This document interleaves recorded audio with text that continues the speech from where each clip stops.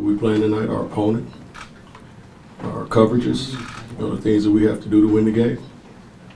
Byron, are you going to talk to your team, or have you talked to them about the situation? No, Jim, like I said, it's a matter that we'll deal with internally, and it's simple as that, and I'm going to leave it at that. B, how frustrating is it to have to deal with this kind of thing when you should be focused on basketball? I still am focused on basketball. I mean, this is life. You deal with it and you move on. And as a coach of this team, that's what I have to do. Put this to the side and move on and get ready for a basketball game. How much concerns do you have affecting any on-court chemistry by your teammates? How much concern? Obviously, you have some concern. We'll see if it festers during the game or not, but yeah, you have to have some concern about it. Do you feel like it impacted the game in Utah?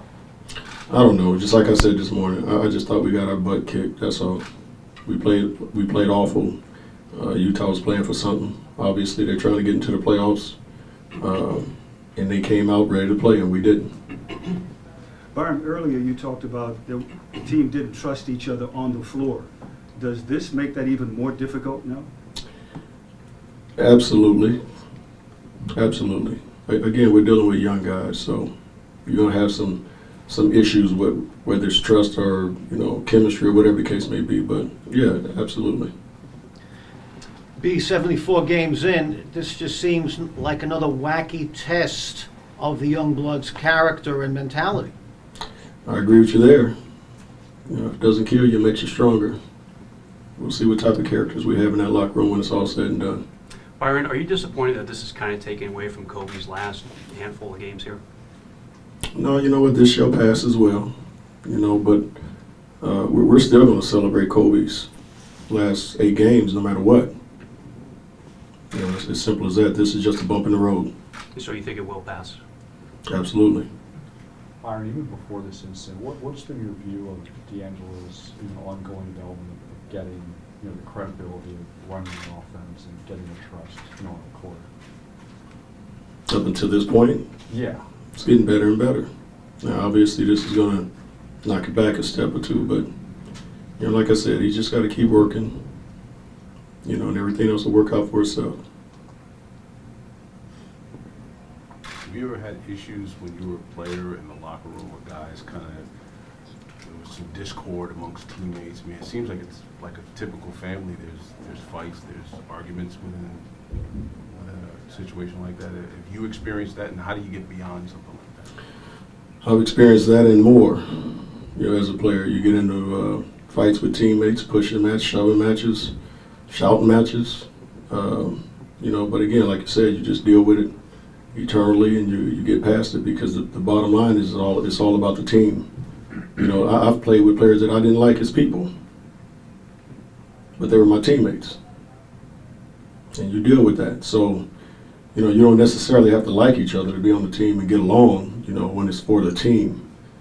So everybody's different. So this isn't something that's new. As far as teammates go, when you have these type of things or issues that come up.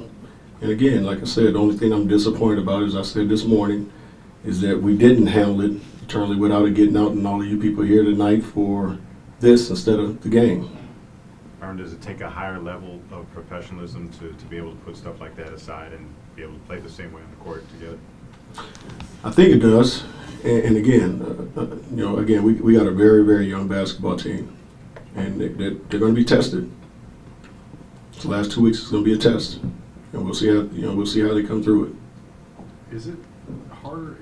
How much does it matter, in dealing with those kinds of internal issues when the team is more competitive?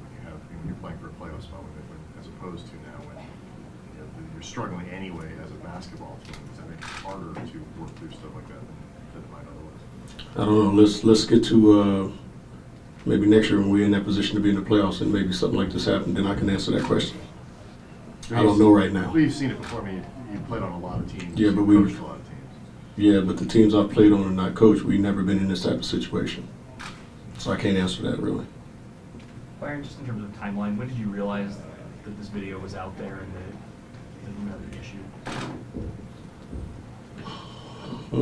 When did I realize it was out there? It doesn't matter when I realized it was out there. To be honest with you, that's irrelevant. Is it something that's been on your radar screen for a week or the last couple of days? That's pretty good, Bill. That's not going to work either. We want to talk about Miami at all? How about Nick? I mean, he's been out of the rotation. Do you see him having any kind of role forward? I think Nick has been very professional as far as, the last few weeks when I wanted to play the younger guys, and I don't see that changing. Is he available to play tonight? Yes.